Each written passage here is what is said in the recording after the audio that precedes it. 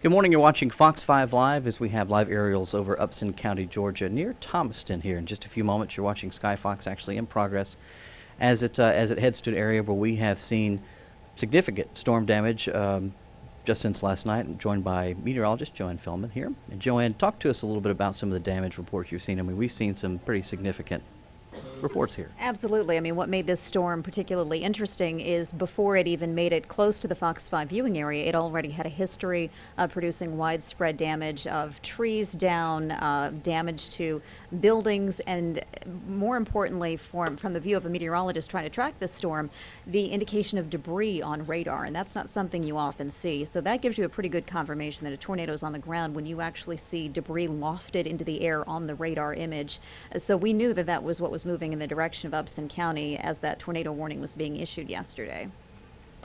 We're moving the camera around a little bit here as we kind of approach the area. We saw just a few moments ago there, what radar was showing us yesterday evening. Now we're starting to see what is an image kind of coming in and out here as we get fine-tuned. But certainly here's another look at the radar and clouds as they were moving through. A powerful image there as we see a lot of the stronger waves as they move through. Yeah, that was about the time shortly before the beginning of that loop. There is about an hour before the storm came through Thomaston, and like I said, at that time it already had quite a history behind it. That area of storms then lifted into counties northeast of Upson and did similar damage, but obviously we're getting the survey now here of what happened over Upson County. And it's worth pointing out as we eventually get these views here from our Sky Fox 5, this is what the National Weather Service is going to be doing today. Their first order of business is to get an aerial view of the damage so that they can literally get a bird's eye view of what happened before they really assess what that damage meant for tornado intensity on the ground. We're still finely tuning the image in here, folks, because you're seeing this live this morning as we are seeing it. Here's so we're still kind of working on fine-tuning the image for you, but here it is, a live picture right now over Thomaston. You can see what appears to be a leveled structure there. We've been hearing reports all throughout the night that this was a powerful system. That we've seen some pretty powerful images as well coming in. So the viewers have been submitting to our Facebook page and our Twitter page as well.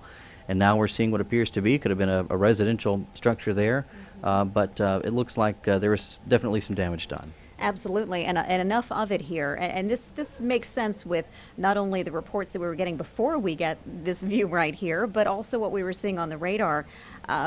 What they're going to assess here, obviously what they're seeing from this aerial view, trees not only snapped, but there are going to be trees in this area that have been completely uprooted. You see severe damage to buildings.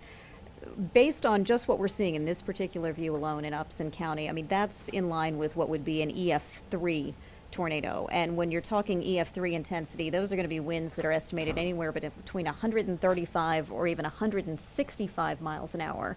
Now, when I say that that's consistent with what we saw on radar, typically speaking, if you're going to see debris on the radar lofted into the air, that's usually with an EF3 or greater. Now, I'm just basing this on this one view alone. The National Weather Service will obviously do a much more thorough survey, but there's a completely uprooted tree right there from Sky Fox 5 that's really consistent with that type of damage. And even more so, I guess, I'm no meteorologist, but even, when we see straight line wind damage and we see kind of what is considered that type of damage, and then we have tornado damage possibly where it spins up in one area. We have one house that's virtually untouched. Obviously what we're seeing right there, roof damage, again, at minimum that makes it an EF2, but based on some of those structures that were just completely leveled, I think we're looking at something stronger than that.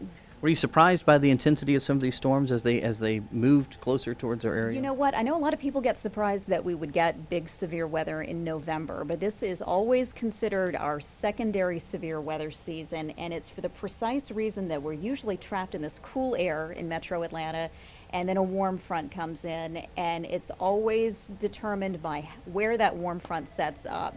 Thomaston, Upson County, Morgan County, those areas got in the warmer air, and that was the final ingredient in getting the storms to these levels.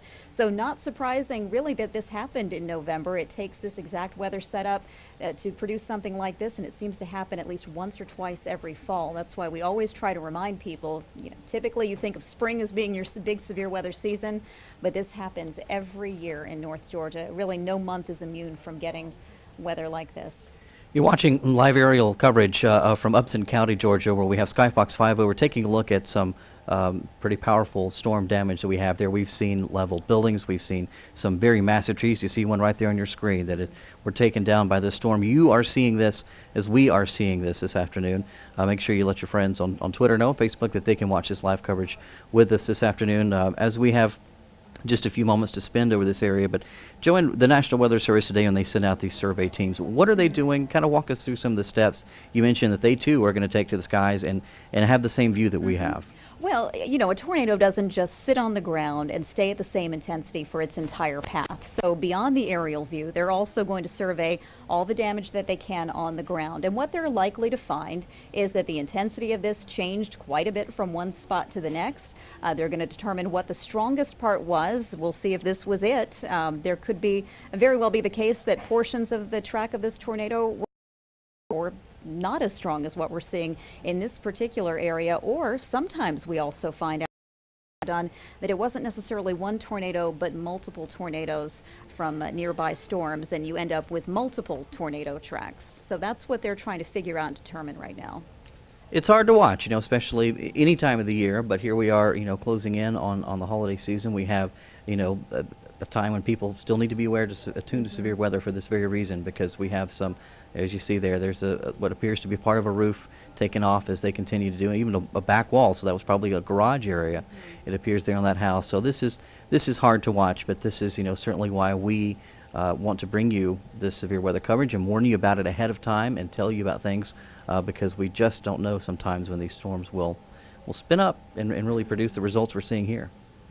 Absolutely, and the more damage that we see here, the more inclined I am to think that it wouldn't be out of the question to see some of this damage rated at a low-end EF4. Some of that's determined by what the structure is. Obviously, the sturdier the structure, the harder it is to get that kind of damage. But again, that's precisely why National Weather Service crews are out there today to make those determinations. But yeah, damage, and like you said, just not easy to see any time of year, but especially now, days leading up to Thanksgiving, and these people obviously have a lot of work to do here to get things as close to normal again as they can.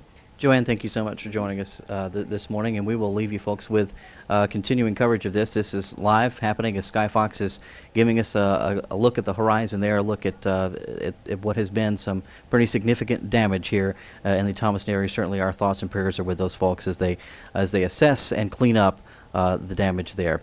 You're watching Fox 5 live coverage on the Fox 5 YouTube channel.